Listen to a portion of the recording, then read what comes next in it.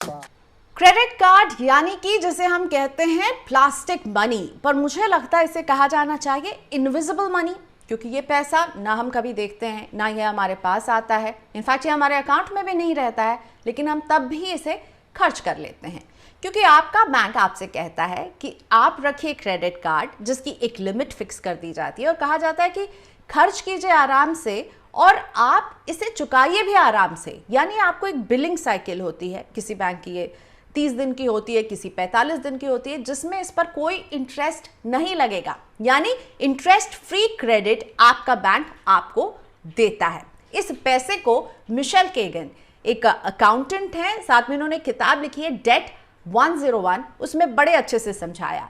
Michel कहती हैं कि जब आप क्रेडिट कार्ड से खर्चा करते हैं तो इसे खर्चा नहीं, उधार मानिए, जिसे चुकाना आप ही को है आगे जाकर। हाँ, लेकिन जब आपके पास पैसे नहीं हैं और आप बिल अदा कर पाते हैं तो आपको लगता है ये तो अच्छी बार्गेन है, लेकिन ये अच्छी बार्गेन आगे जाकर आपके लिए काफी पेनफुल साबित हो सकती है।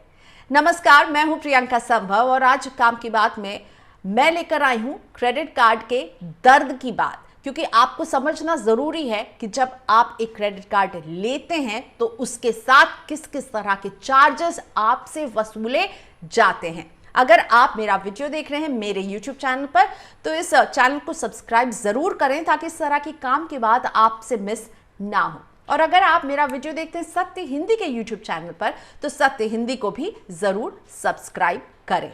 तो आज बात क्रेडिट कार्ड की, क्योंकि एक क्रेडिट कार्ड अकेला नहीं आता है, उस क्रेडिट कार्ड के साथ आपसे ढेर सारे चार्जेस भी वसूले जाते हैं और मुझे लगता है कि बैंक इन चार्जेस के बारे में खुलकर नहीं बता रहे। उनके रिप्रेजेंटेटिव जब आपको फोन करके क्रेडिट कार्ड ऑफर करते हैं तब भी वो आपको क्लैरिटी से नहीं बताते हैं कि जब आप क्रेडिट कार्ड लेंगे तो आपको इतने सारे चार्जेस, मैंने 6 आपके लिए लिस्ट बनाई है, देने पड़ेंगे। और इसीलिए मुझे लगता है ये है हिडन चार्जेस। इसलिए नहीं कि कुछ छुपाया जा रहा, अल्टीमेटली तो आप ही को देना है, लेकिन इसलिए क्योंकि इसे बताया नहीं जा रहा। इसीलिए मैं चाहती हूं कि आप इन चार्जेस को समझें और इन्हें अब हिडन ना रहने दें, ताकि आप जब समझेंगे तो आप जब क्रेडिट कार्ड लेने के लिए ये मन बनाएंगे तो आप जानेंगे कि आप क्रेडिट कार्ड के साथ साथ और किस किस तरह के चार्जेस को भी अदा कर रहे होंगे। तो 6 चार्जेस जिनके बारे में आपको जानना जरूरी है, आज काम की बात में मैं लेकर आई हूं।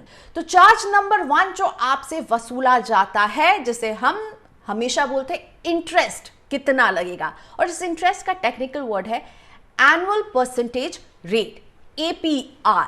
तो APR जानिए कि आपसे कितना वसूला जाएगा जब आप कुछ खरीदारी करते हैं और उसे नहीं चुकाते हैं, एक वो जो बिलिंग साइकिल होता है, एक इंटरेस्ट फ्री जो पीरियड होता है उसमें, तो उसके बाद आपसे कितना इंटरेस्ट वसूलती है बैंक, इसका आइडिया जरूर ले लीजिए। लेकिन ध्यान रहे, जब भी आपको ये रेट, ये इंटरेस्ट पता चलेगा ना, तो मंथ के हिसाब से बताया जाएगा, लेकिन आप पर ये लगेगा सालाना, इसलिए इसे 12 से मल्टीप्लाई करना नहीं भूलें।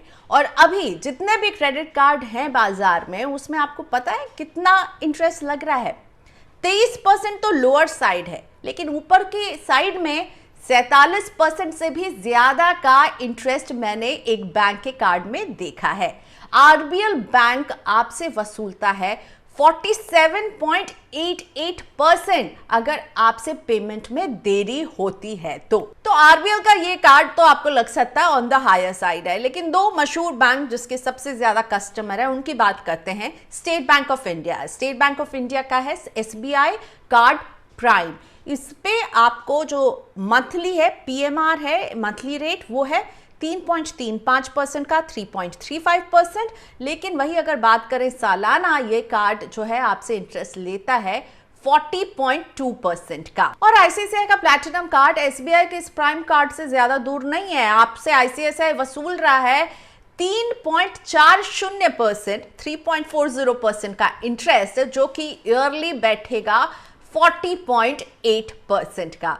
तो अमूमन अब ज्यादातर जो कार्ड्स है ना, उनमें हम देख रहे हैं कि 35 और इससे ऊपर का ही इंटरेस्ट लिया जा रहा है।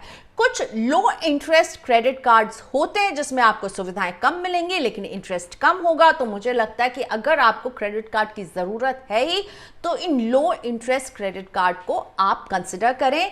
जो बहुत ज्यादा इंटरेस्ट वसूल रहे हैं उनसे जरा सावधान रहें, क्योंकि जब ये मल्टीप्लाई होकर के आप पर लगेगा तो बहुत भारी पड़ेगा।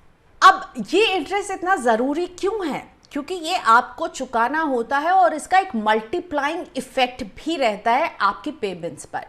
अगर आप कोई पेमेंट नहीं कर पाते हैं, यानी कि आप ओवर ड्यू हो जाते हैं, आपने उस बिलिंग साइकिल में पूरा पेमेंट नहीं किया, मिनिमम ड्यू ही दिया है, तो क्या होता है, अगर आपके ऊपर बकाया है तो जो आप नेक्स्ट परचेज करेंगे उस परचेज पर पहले दिन से ही इंटरेस्ट वसूलना शुरू हो जाता है कई बैंक्स में, यानी उसमें आपको कोई भी इंटरेस्ट फ्री पीरियड नहीं मिलता है। तो ये ध्यान रहे। दूसरी बात ये ध्यान रहे कि मैंने देखा कि कुछ कार्ड्स में अगर मान लीजिए आपका 10,000 बकाया है, आपने मिनिमम ड्यू के तौर पर 2,000 रुपए चुका दिए हैं, तो यानी बाकी बचे 8,000 रुपए का बकाया, लेकिन आपसे बैंक जो है वो जो फुल परचेज प्राइस है यानी 10,000 जो सबसे पहले बकाया था आप पे, उसी पर इंटरेस्ट वसूलती रहती है, इस बात को डिसरिगार्ड करके कि आपने मिनिमम ड्यू दे दिया है, लेकिन आपसे उस फुल परचेज पॉइंट पर ही जो है इंटरेस्ट वसूला जाता है। इसीलिए ये इंटरेस्ट बहुत ज़रूरी हो जाता है और इंटरेस्ट से जुड़े ये सवाल बहुत ज़रूरी हो जाते हैं कि कैसे वसूला जाएगा, इसका बोझ कितना पड़ेगा, अगर कुछ पेमेंट रह जाती है तो फिर किस तरह से आगे वसूला जाएगा। इसलिए इंटरेस्ट रेट को समझिए और इसके बोझ को समझिए, बहुत ज़रूरी है। तो इंटरेस्ट सबसे बड़ा जरिया होता है क्रेडिट कार्ड से कमाई का। मोटा इंटरेस्ट आपसे वसूला जाता है। आपको लग सकता है कि आपको सहूलियत मिल रही है, लेकिन साथ साथ बैंक्स आपसे अच्छा खासा इंटरेस्ट भी वसूलते हैं। अब आते हैं दूसरे चार्ज के बारे में जिसके बारे में आपको जानना चाहिए, और ये है लेट पेमेंट फीस।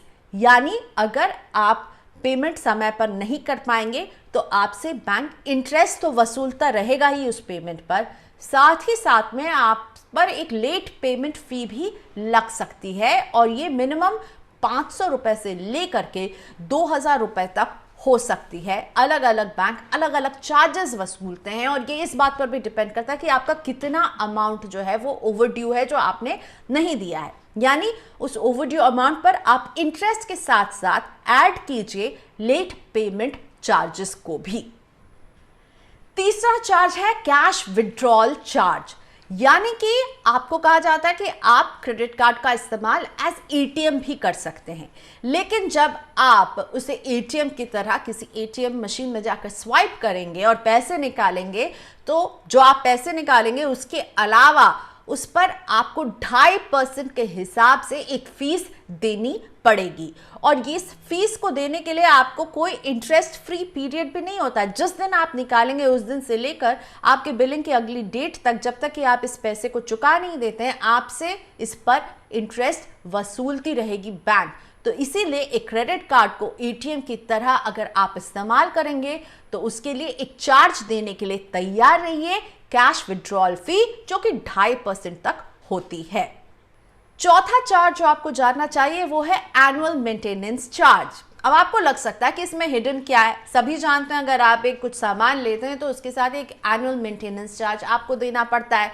इसमें हिडन ये है कि अभी जितने भी कॉल्स आ रहे हैं जो आपको क्रेडिट कार्ड बेच रहे हैं वो आपको यही कह रहे होंगे कि इसमें कोई एनुअल मेंटेनेंस चार्ज नहीं है, लेकिन इस एनुअल मेंटेनेंस चार्ज के साथ हर बैंक के अलग अलग रूल हैं। कई बैंक्स ये कहती हैं कि हम आपसे एनुअल मेंटेनेंस चार्ज नहीं लेंगे अगर आप अपने कार्ड का इस्तेमाल इतने लेवल तक करेंगे, यानी एक लिमिट लगा देती हैं खर्चों पर, और कहती हैं कि अगर आपने इस लिमिट से नीचे खर्चा किया तो आपको एनुअल मेंटेनेंस चार्ज देना होगा। इस मिनिमम लिमिट को आपको कंप्लाई करना है। यानी हो सकता है किसी महीने में आप अपने क्रेडिट कार्ड को यूज ही नहीं करना चाहें, आपको जरूरत ही नहीं पड़ी हो, लेकिन अगर आपने वो मिनिमम पेमेंट नहीं की होगी तो आपको फिर एक एनुअल मेंटेनेंस चार्ज तो देना ही होगा। यानी आप खर्चों को कंट्रोल कर रहे हैं, क्रेडिट कार्ड का इस्तेमाल नहीं करेंगे, लेकिन आपको एनुअल मेंटेनेंस चार्ज लगेगा, जो कि 1,000 से लेकर 3,000, 5,000 अलग अलग बैंक का अलग अलग एनुअल मेंटेनेंस चार्ज है। इसीलिए फ्री में कोई भी कार्ड आपको नहीं मिल रहा होता है, उस कार्ड का आप इस्तेमाल कर रहे हो या ना इस्तेमाल कर रहे हो, आपसे बैंक चार्ज वसूलती रहती हैं। अब आते हैं 5वें हिडन चार्ज पर, ओवर लिमिट फी।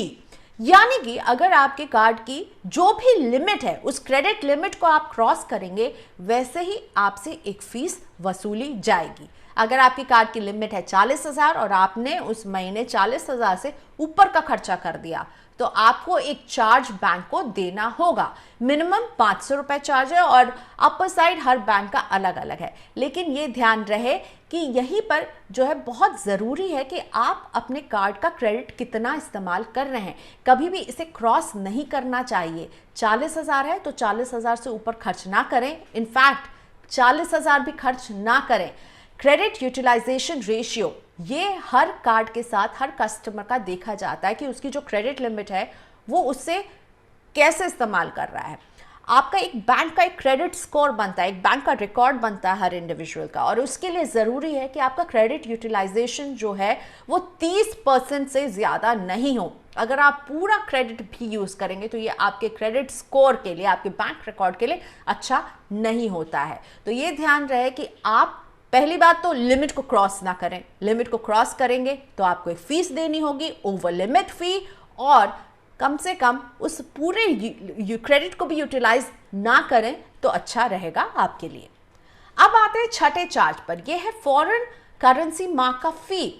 अगर आप अपने क्रेडिट कार्ड का इस्तेमाल किसी इंटरनेशनल ट्रांजैक्शन के लिए किसी फॉरेन करेंसी में करेंगे तो आपको लगभग 2% से लेकर के 3.50% तक का एक फॉरेन मार्कअप फी देना पड़ेगा।